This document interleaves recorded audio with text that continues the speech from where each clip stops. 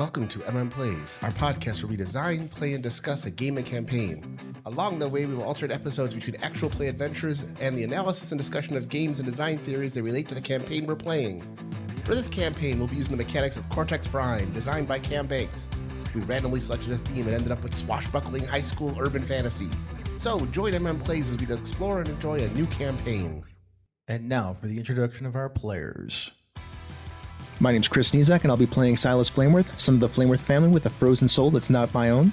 I'm Old Man Logan. I'm playing Henrik Gunny Gunderson, son of the enigmatic Winter Wind and rookie elemental mage. My name is Jerry, and I'm playing Santiago Zircon. He is the rebellious and reluctant scion of a powerful magic family.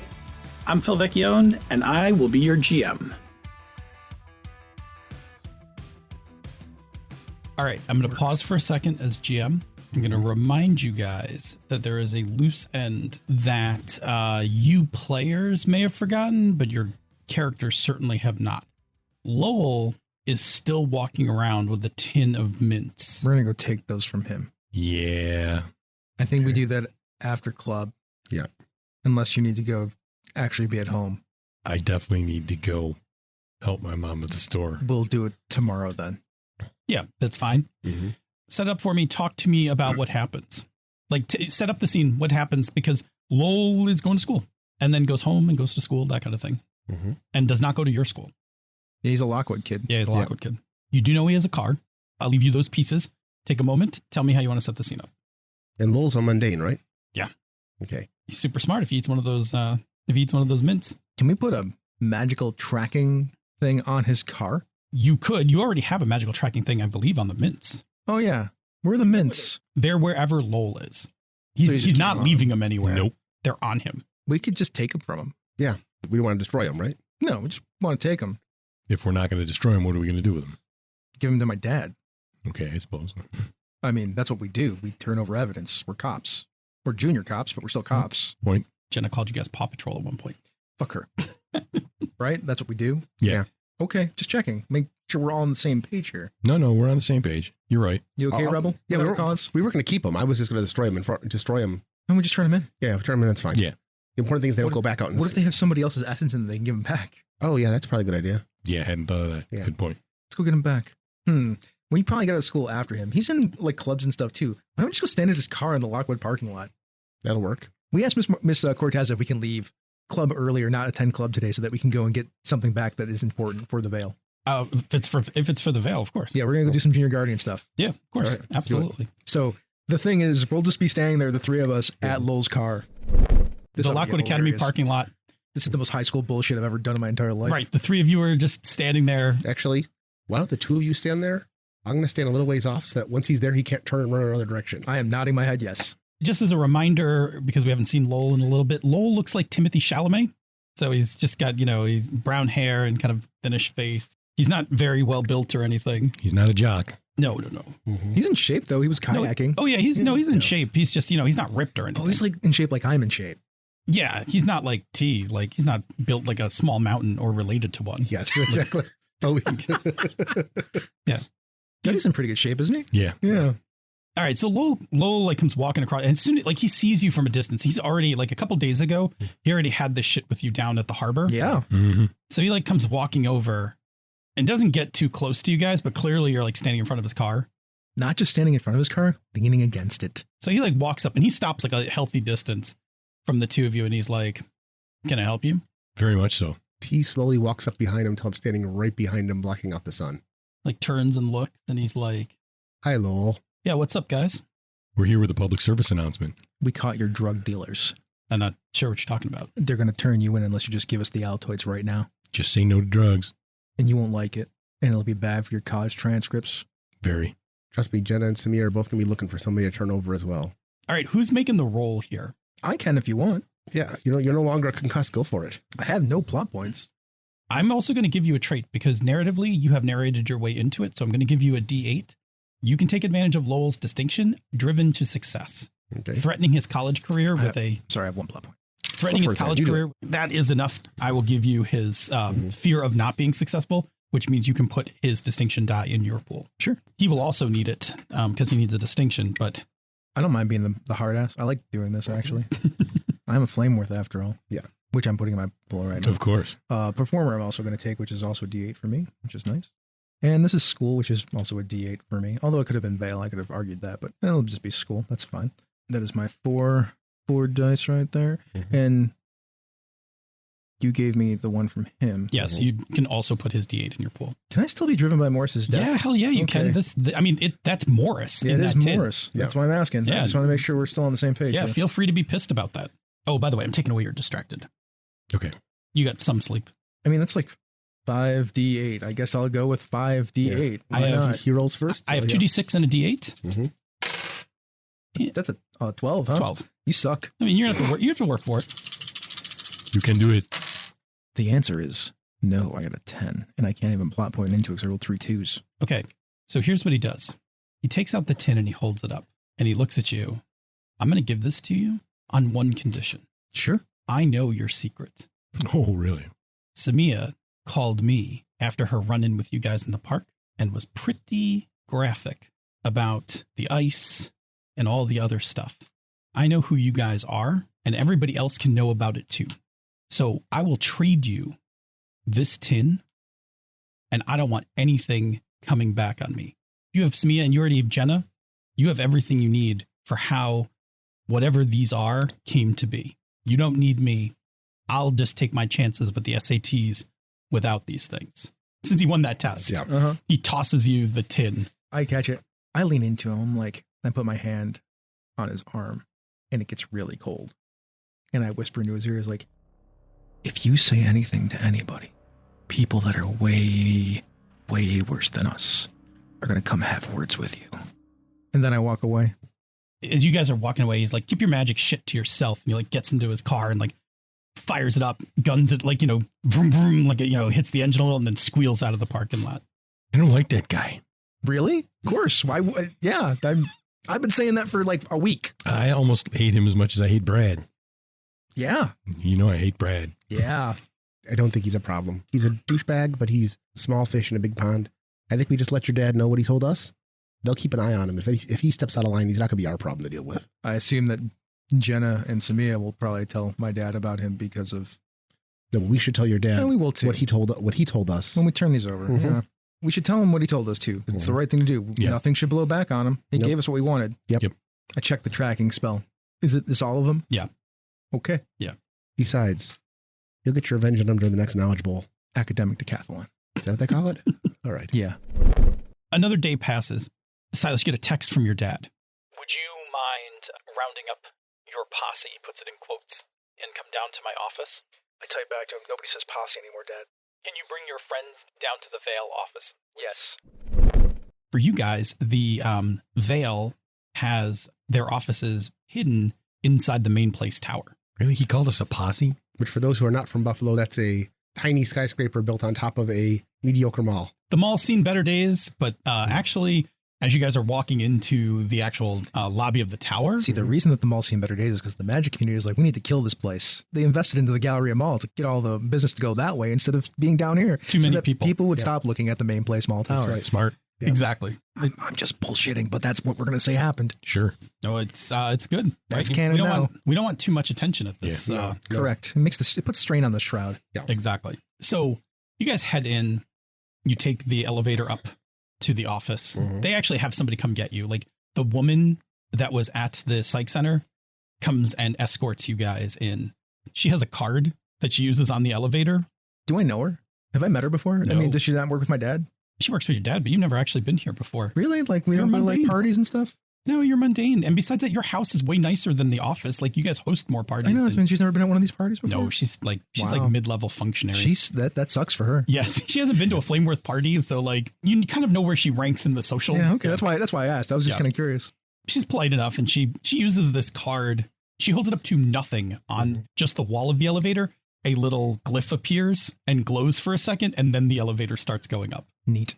And then you're pretty sure at some point you passed through some magical barrier. There's like a weird feeling in the shroud for a second. The doors open, and you're like in a really nice office that's looking out onto Buffalo, but definitely Plush, comfortable carpets, mahogany desks. Yeah. And just windows as far as you can see with a beautiful view of the skyline. there's like a big ass library. It's like an open library. Like there's a couple shelves that go like up 14 feet. There's like, ladders and stuff. And your dad's waiting for you as you guys come off the elevator. Silas, I don't think you've ever gotten to see my office before. No, I've never been here before. Well, I don't think either of you guys, for sure. I most certainly have never For seen it. sure, not you. But never fear, the posse is here. He's like, so we, you guys. Sorry, I couldn't resist. say See, that nobody anymore. says posse Okay. anymore. Have you ever been part of a posse where you went and hunted down a bunch of criminals? Probably yes. That seems like your job. I feel like you just I'm not- answered your own He's question. like, he puts his hand on your shoulder. He's like, not really at liberty to say. Oh. And he winks at you. Actually, the reason I'm here is that somebody wants to talk to you. Oh, okay. Is it the librarian from UB? No, it's Samia. Oh, really? I'm actually shocked by this. Yes. After she came to and we explained to her how we found her, she said she wanted to, and he takes out, like he actually has like a notebook. He like takes out the notebook. He's like, said she wanted the Nerd Patrol. I assume that's you guys? Posse, Nerd Patrol. I guess it could be worse. They could call us a super secret boy band. I'd actually be okay with that. I could be in a boy band. I get to be the brooding one. You boys worry me. So let's go see Samia. So that you understand, she is inside a magic ward where she can't summon her weapon. She can't cast any spells, ritual or otherwise. She also can't cross out of it. Do not cross into it. Okay. Makes sense. So he walks you guys down a hall. He puts his hand up against the door and like a glyph appears and the door opens. There's no handle on the door. He just puts his hand up in front of it and then the door opens. I won't be going in. She said she wanted to talk to the three of you. We walk in. Samia's sitting there in what looks like almost like hospital scrubs. They're just like generic loose fitting cotton clothes. They're in like a dark blue. There is a bed and a chair inside this magic circle. She's sitting in the chair and she's like, oh, I heard you requested the Nerd Patrol. I was honestly surprised they were able to piece that together. I didn't really know who you were when we ran into each other at the park. Name's starting to catch. Nerd Patrol. I guess. Mm-hmm. They'll never see us coming. First, I want to apologize about the park, but obviously I think you guys know once you guys started talking about the mints, I didn't want to hang around. That was fairly evident. Yeah. I mean, what are you apologizing for? I am apologizing because I have made certain agreements with the people here in order to be able to leave here someday. So I am cooperating.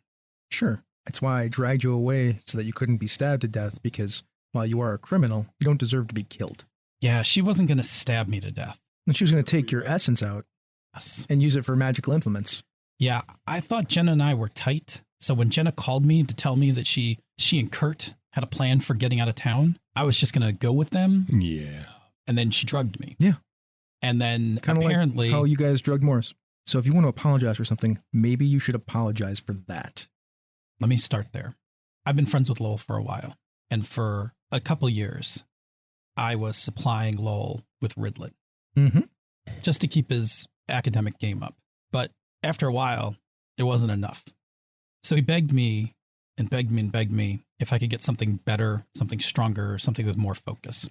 As drug deals go, like, I'm not really like any kind of drug kingpin. Like, I knew where to steal some Ridlin. Like, that was it. But I was complaining about it to Jenna, and Kurt overheard it. And he was like, I think there's something we can do because Lowell was rich. That's where Kurt had the idea to make the mints. We just needed someone smart. We needed their essence to use to, infuse the mints with. Yeah, you killed my friend because you wanted money. I'm going to be clear, not that I think it matters, because Morris is dead, and I'm definitely partially responsible for that. My job that day was to just invite Morris to the party, give him a few drinks, and then bring him to Jenna and Kurt. I didn't really understand that Kurt's ritual was going to drain the essence out of Morris. I thought he just needed somebody smart as like a component of the ritual. I don't think that I care, because after it happened, you still sold my friend. I actually leave the room. I can't talk to her. I'll go in there and try to kill her. I think as you leave, two things happen. One, the floor around you crystallizes a bit in ice, but after you knock on the door to get out, there are like burn marks on the inside of the door, and your dad's like, Are you okay? No, I'm not. Was Kurt at that party too? Yeah, he was in the pool house. Jenna and Kurt were in the pool house, and I got Morris drunk and then brought him over. Like I said, I thought that they were just going to use him as a component, not drain him of his essence. When I came back after the ritual and he was dead is when all hell broke loose. Jenna and Kurt definitely knew that's what the ritual was going to do. They were calm, they were cool, and they told me just to go throw him in the pool. I mean, I couldn't do it alone. He's heavy. Like, Jenna helped me and we put him in the pool. But I honestly thought it was just going to be to cast some sort of potion or ritual or something. I didn't know it was essence draining. That's what happened to Morris, and I am sorry for what happened, and I know why your friend is upset. But I also know a few other things that I agreed to tell as part of my cooperation. And because fuck Jenna, like just fuck her for about to drain me too. As my middle finger to her, I'm going to tell you what I know, which isn't a ton, but I know some stuff. So I know that Kurt is part of some cult, some dragon cult. The dragon cult is like some sort of prosperity mage cult. Jenna's part of it. She's got a worm tattoo on the inside of her arm, but she's part of that same prosperity cult too. They're doing magic for money to gain monetary riches and things like that. Kurt learned that ritual from the dragon cult, and they've done it a few times, mostly on mortals, but they did it to Morris because Lowell paid me the money. That's was important to Kurt, the money. Because that shit is all those fucking dragon people talk about is like money, who's got what, who's got expensive cars and shit like that. It's what they get their fucking hard-ons about. Squeezing $40,000 out of some rich kid for some essence-laced mints was for Kurt like a wet dream. Like he just thought it was fucking great. So the cult taught him how to do the ritual. I know that Kurt and Jenna casted some essence ripping spell on somebody magical, and it went wrong. That's why they went back to just sticking to mundanes.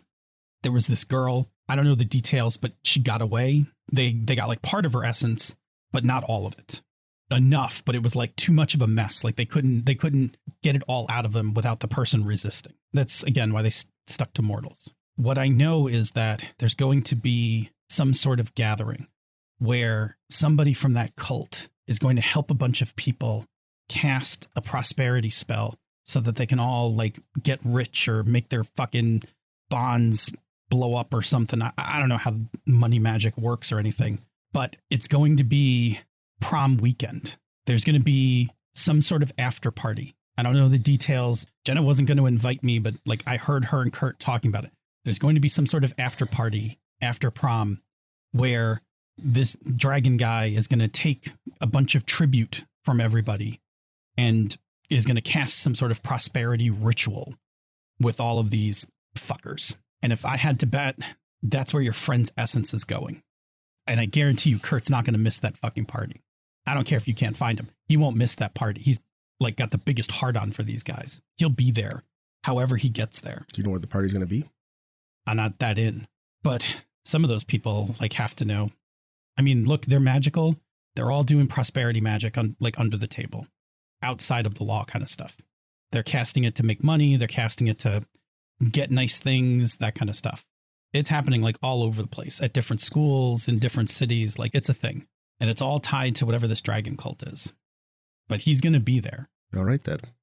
You can tell your friend, I'm sorry. You can say the words as many times as you want and even believe them in your head.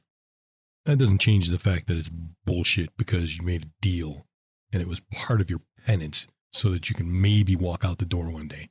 So just forget that part, all right? Because you're never going to get an I'm sorry to work on Silas. Live with that. You helped kill his friend and kill his girlfriend, all for money. And after it went bad and you realized that they actually killed Morris, what did you do? Well, I was part of it at that point. You just went along with it because... What was I going to do? I had already been part of it. You could have rolled on him like a goddamn boulder. But no, you just went along with it. You allowed them to keep acting out there. You could have come to the Veil and said, hey, listen, I was involved in something, but... And that would have been a lot better for you than what's going on now. At that point, an apology might have actually been worth something. You knew you were knee deep in evil and you just kept going at it. That was a conscious choice. She starts to cry, like not sobbing or anything, but like tears well up in her eyes. They start to roll down her cheeks and she just stands there and takes it. I'm done here. I think we got what we need for now. Where's Silas? Standing outside with my dad. Okay. We can talk now. Are you okay? No, I'm not. Talking to her? She helped kill Morris and she thinks an apology is going to help. And it's not even that.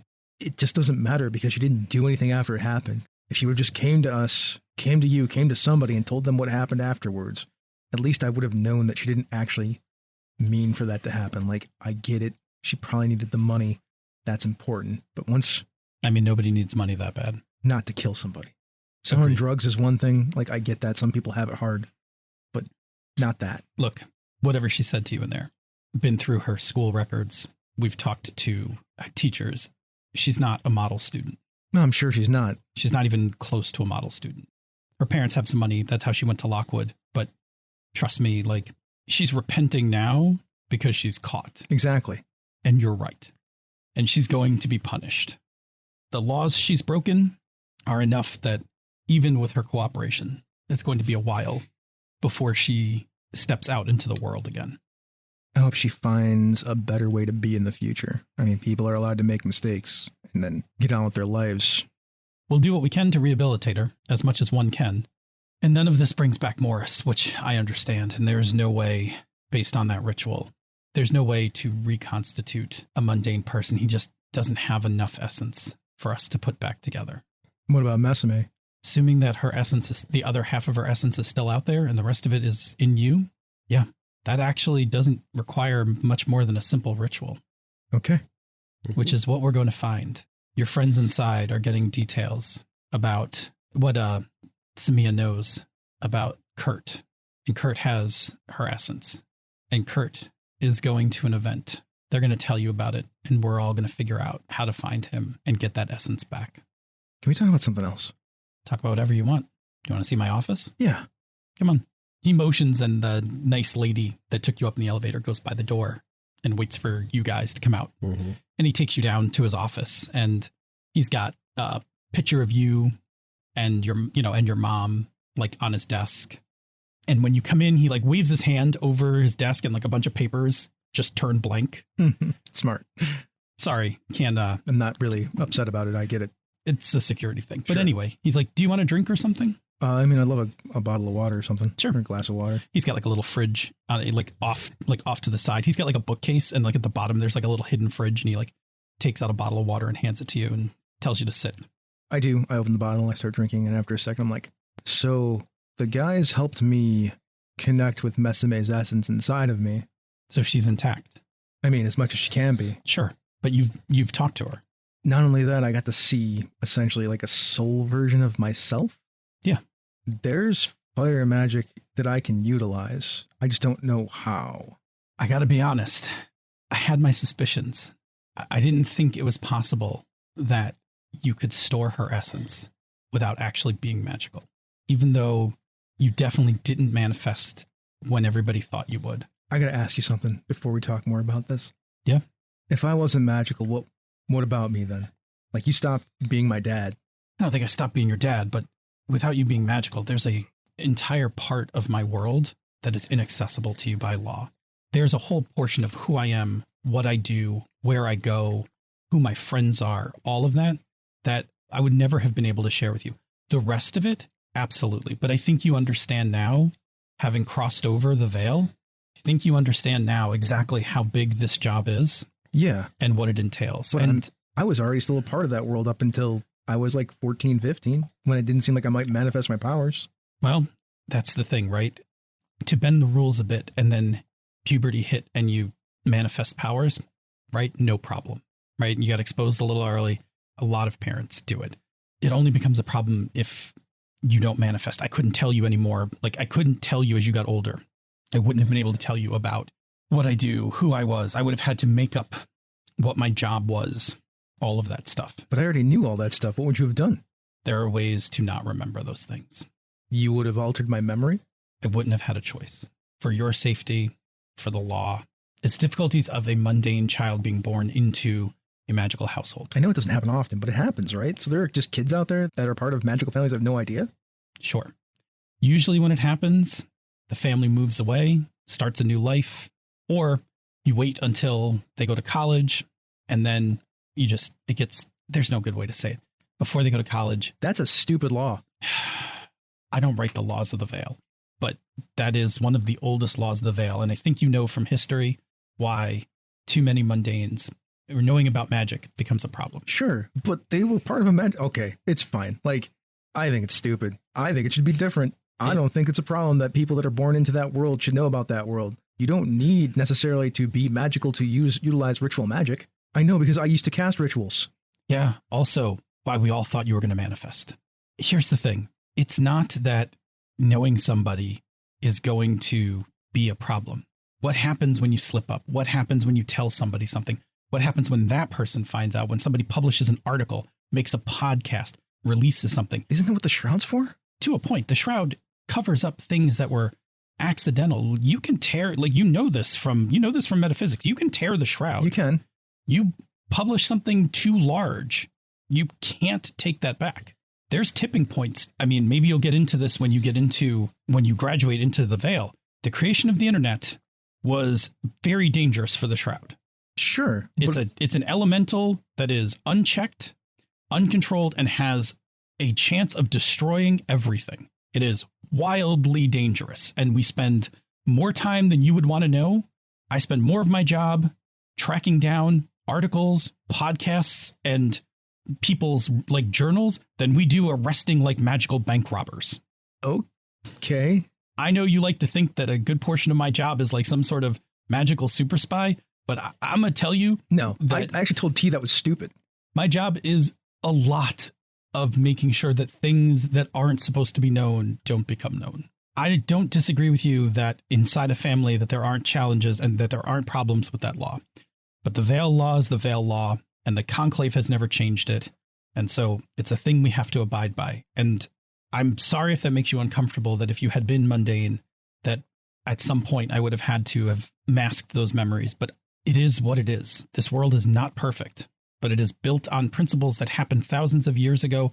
And it exists in a time where, honestly, we are ill prepared for this future in terms of how our laws and everything work. Veil law is absolutely an area that, if you're feeling strongly about this, you absolutely could study.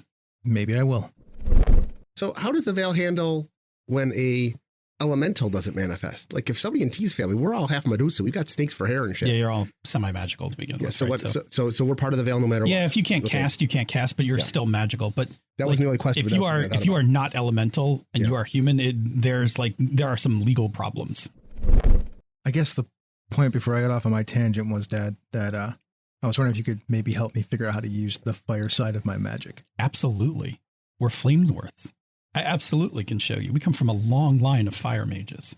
The ritual room is fireproof. Good. I can definitely give you a hand with that. These guys come back.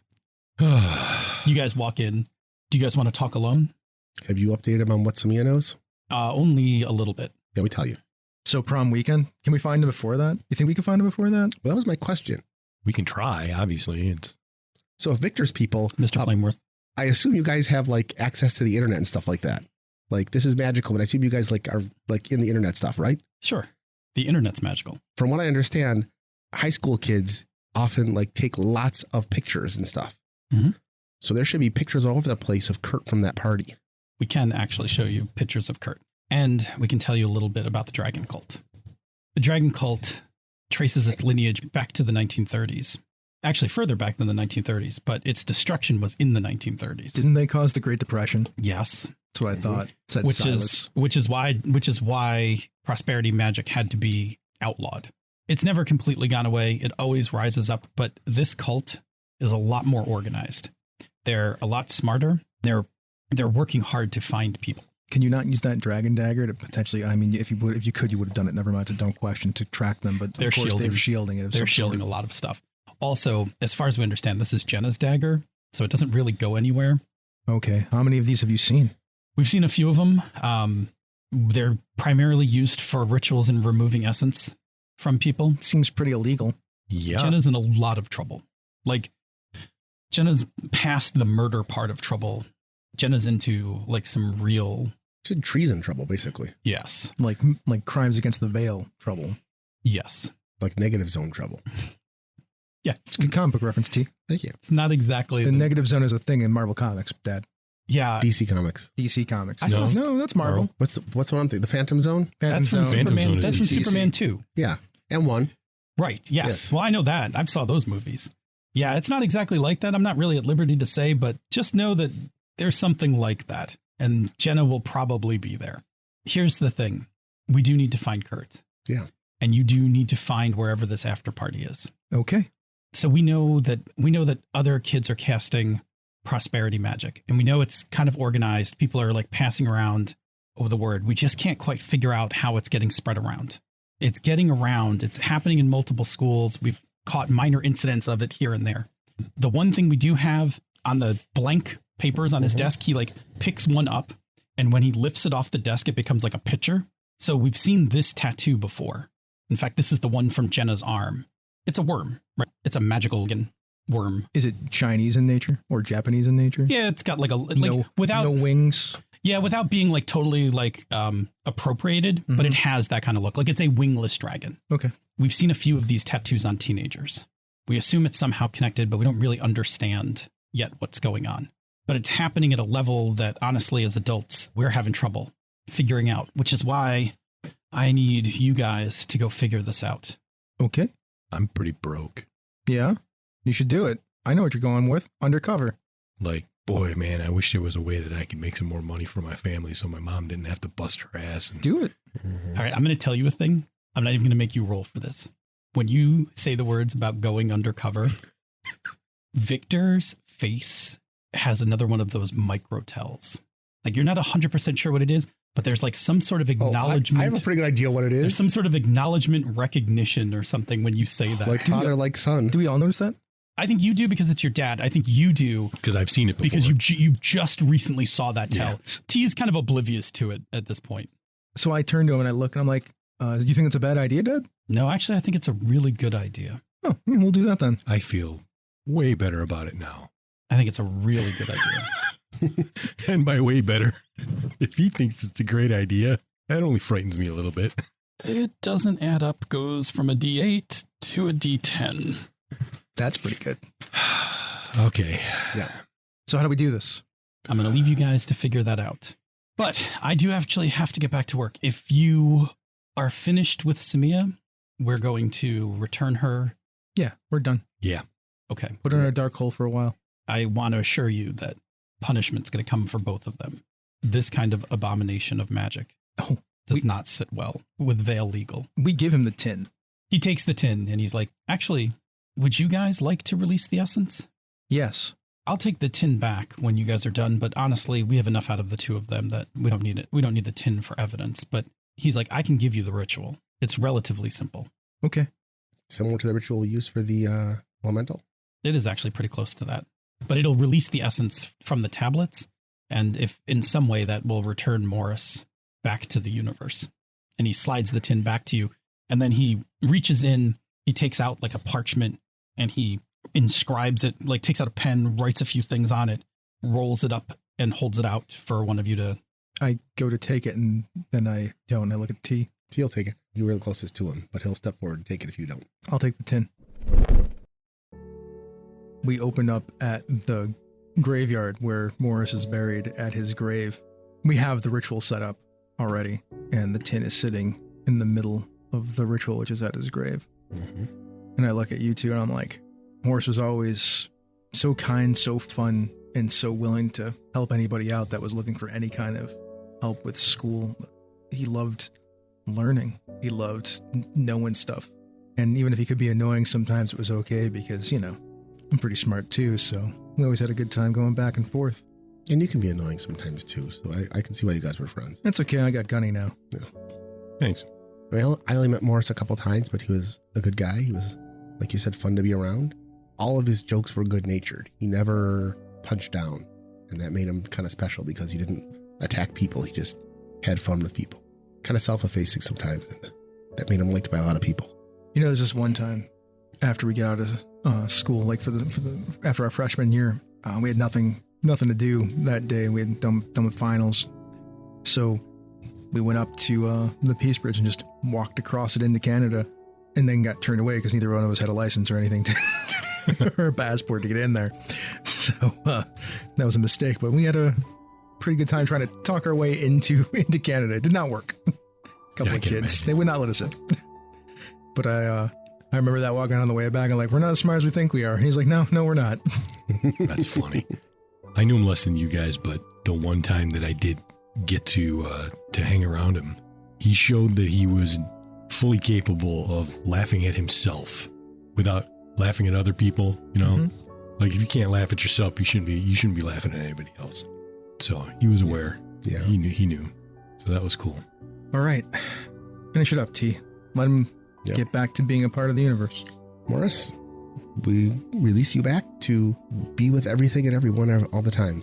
And you can see like the bit of essence, almost like a smoke, almost like an energy, but like a little bit of both come out of each of the mints, and then just kind of float upward, and then eventually just kind of spread out and dissipate.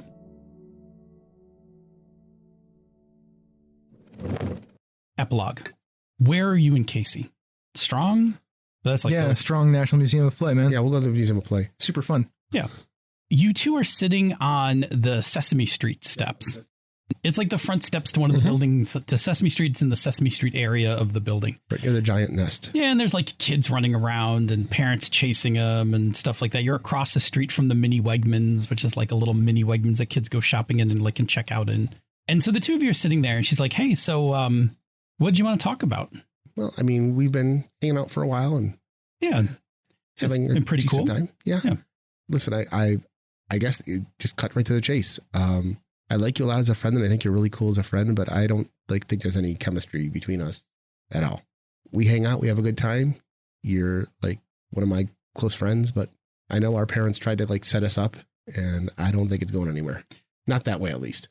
I don't think you're wrong. And, I mean, honestly, I was dreading meeting you the first time. This isn't the first relationship my parents have tried to arrange. And same here. I'll be honest. I also think you're really cool, but like, I don't know.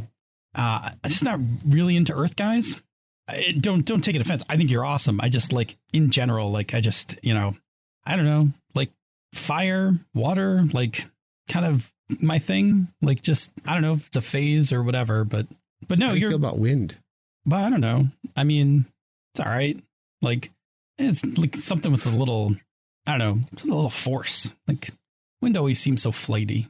But no, I mean, look, I appreciate you being honest, and you are definitely cool, and you're a pretty okay Call of Violence player. You're definitely adequate. She laughs, right? And like she smiles when she says it. She just nods to that, and they're like, I don't know. Are your parents going to be pissed? I have no idea. Not really their concern. It's not their business. This is not the first time I'm disappointing them involving a date they set me up on. This is actually going pretty well for a breakup for this kind of thing. All right, look, I'm going to, because you're cool and because you've been very straightforward, and I appreciate that and I respect that. I'm going to tell my mom that I broke up with you. Cool. I don't want her calling your parents and making shit for you. So I'm just going to say I broke it off, and she'll be pissed at me. And like, she's not like, she'll call your mom and apologize. And like, so that's how it's going to come down.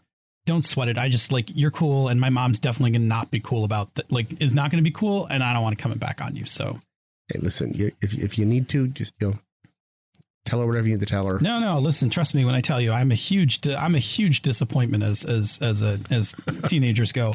I can easily handle mismanaging a boyfriend. Like that is honestly probably the least of my problems with my parents. I tried to learn something but earth magic. Like I'm already a massive disappointment to them, but don't worry about it. It's cool. Hug. All right. You got to hug her. And she's like, "Ooh, ow, sorry." She's like, I just got a tattoo. Really? What'd you get? She's like, yeah, let me show you. She like rolls up her sleeve and, it's still got like the coating over it, the protective coating, but you can see it. And it's a wingless dragon.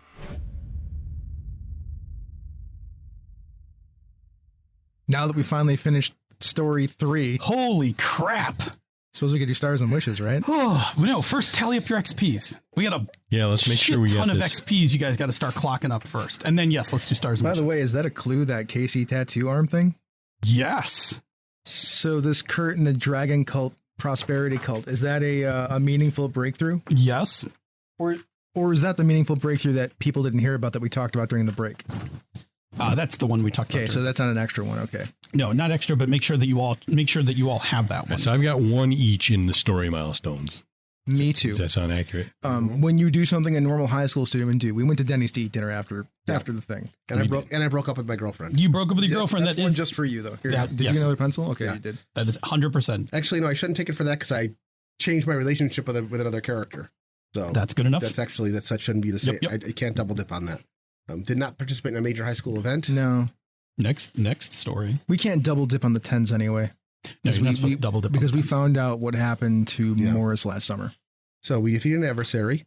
We unveiled a part of the threat to the shroud. Yep.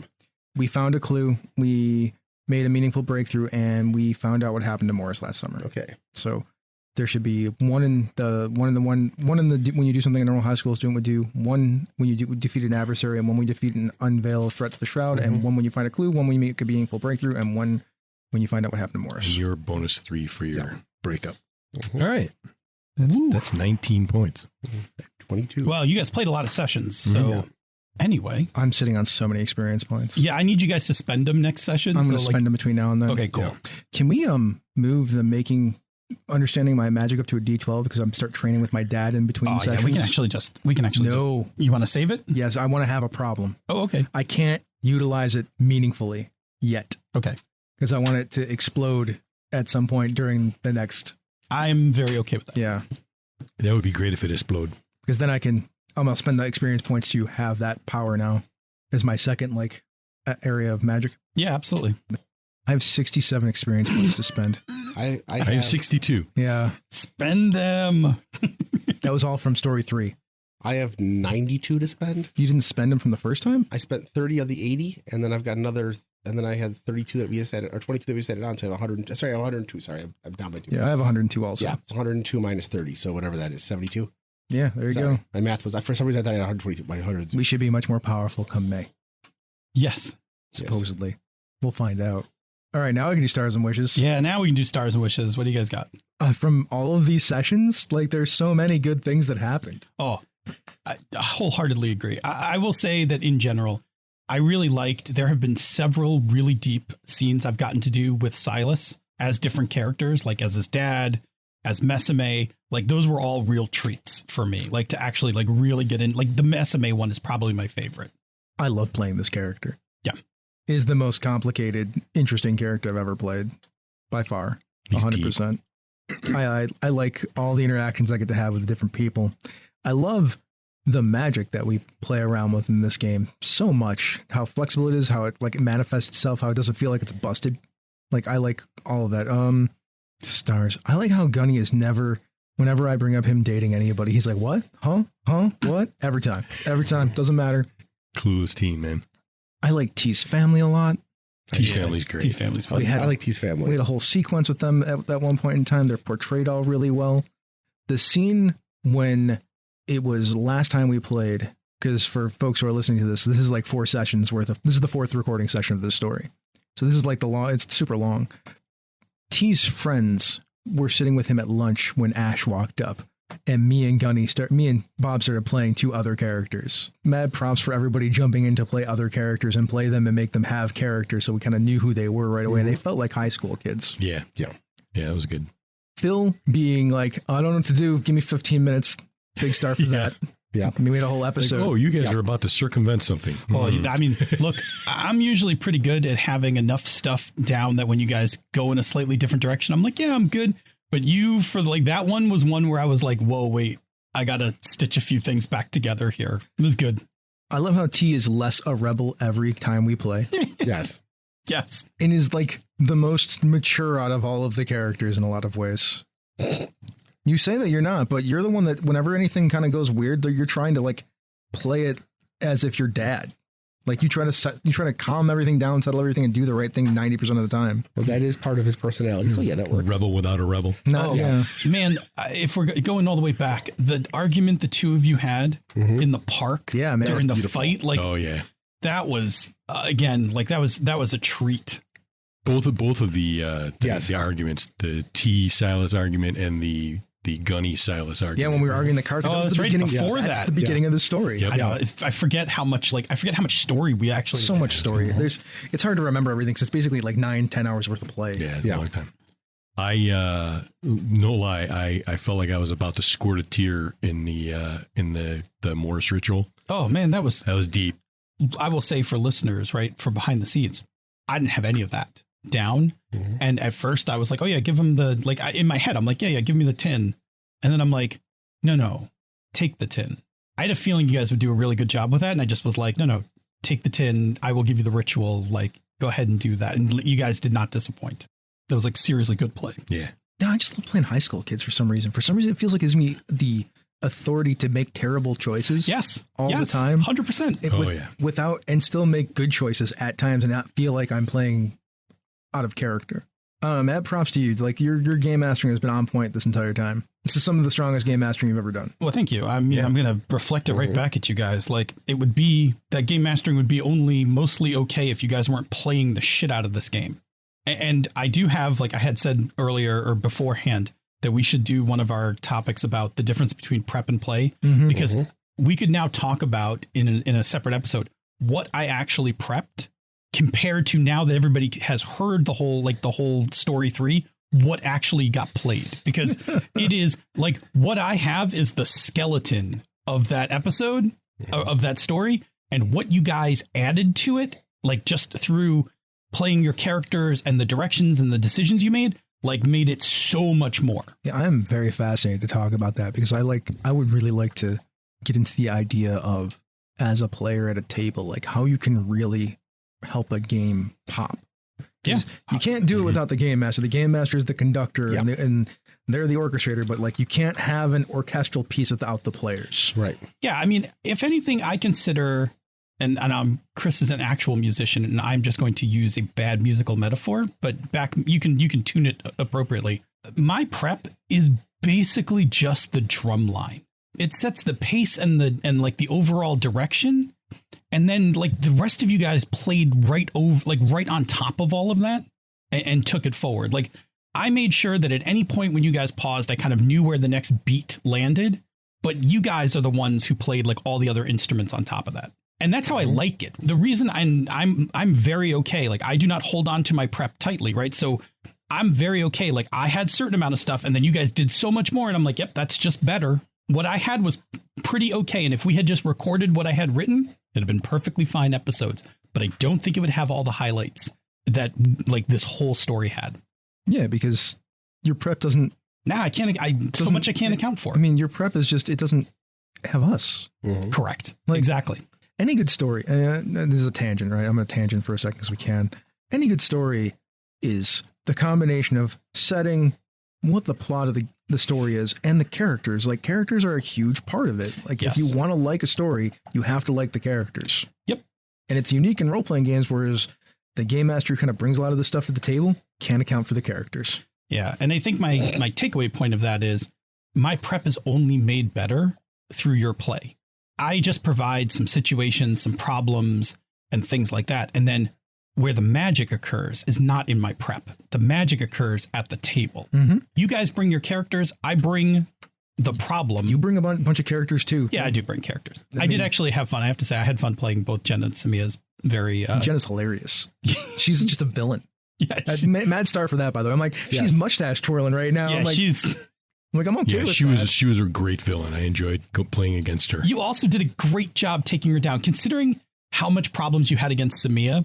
But I got to tell you that when Chris dropped that D12 on the table, it only took me like 30 seconds to realize that once that got into somebody's dice pool, Jenna's stress track was in big trouble. That's why I spent the plot point. Yeah, the danger escalated very quickly. Now, the other thing about fighting Jenna was that for that entire fight, it was the 3 of us against Jenna, as opposed to the fight against Samia, where it was Bob versus Samia, Chris versus Jerry for about half the fight. Correct. Jenna's more competent than Samia. I could just tell. Yes. Also, in a better situation, also, she thwacked all three of us pretty good once. She had in duels, she had most of your numbers. But man, when I saw that, like, as soon as I saw somebody was like, oh, I can put that D12 into my pool, I was like, uh-oh.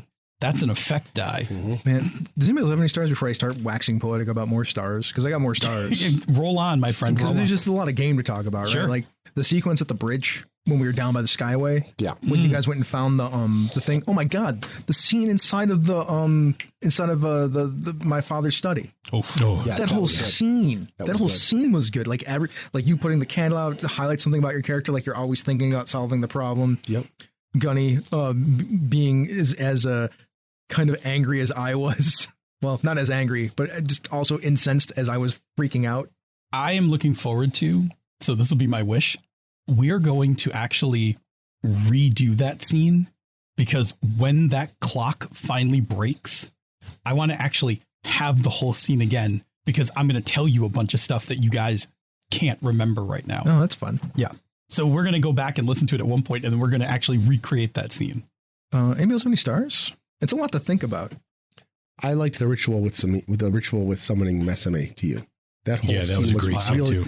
Was deep and emotional, and it was chef's kiss. It's also the turning point in the story for Silas. Mm-hmm. Like he's way more in control again. Hats off to Jerry for, I stuck you with a girlfriend character, and you were very upfront about, hey, I'm just not really feeling it. With this NPC, what can we do about that? And I was like, you can totally break up with her, right? And just actually, I didn't add. I just said I'm going to break up with her. Yeah. And it was like, so I just, that was a thing that actually came up, I think, sometime during the recordings for this story, and I was like, oh, I'm going to tack it on to the end, and then I was like, oh, I'm going to tack it on to the end. Yeah, like, and to be honest, part of this as a player. I wanted to give you a heads up that I appreciate I was going to be breaking up with her so I didn't catch you off guard. So you had a chance to do however you wanted to handle that personality.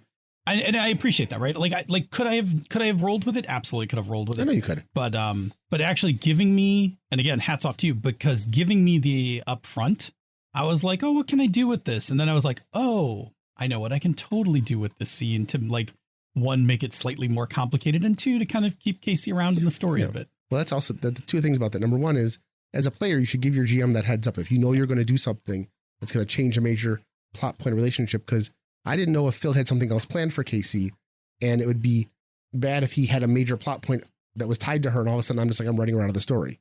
And number two, I also have a die invested in her, so that's going to be interesting if she shows up again. I like that we can't help ourselves from giving GM advice because I did it too. Yeah. I mean, look. No, we are. That's like 8 years of conditioning. We're sitting around a table with mics. I'm going to give you some GMing advice. Your comment earlier about, like everybody has to like the characters. I've been in games where I don't like the character I'm playing. This one I do. But I've been in games where I'm like, you know what? I just don't like this character at all. I also don't care about those stories. Yeah. Like I don't care about those games. I often quit playing those games pretty quickly. That's where I have to make a new character. Like I need a new character. Something you should do. Anybody else got any stars before we move on to wishes?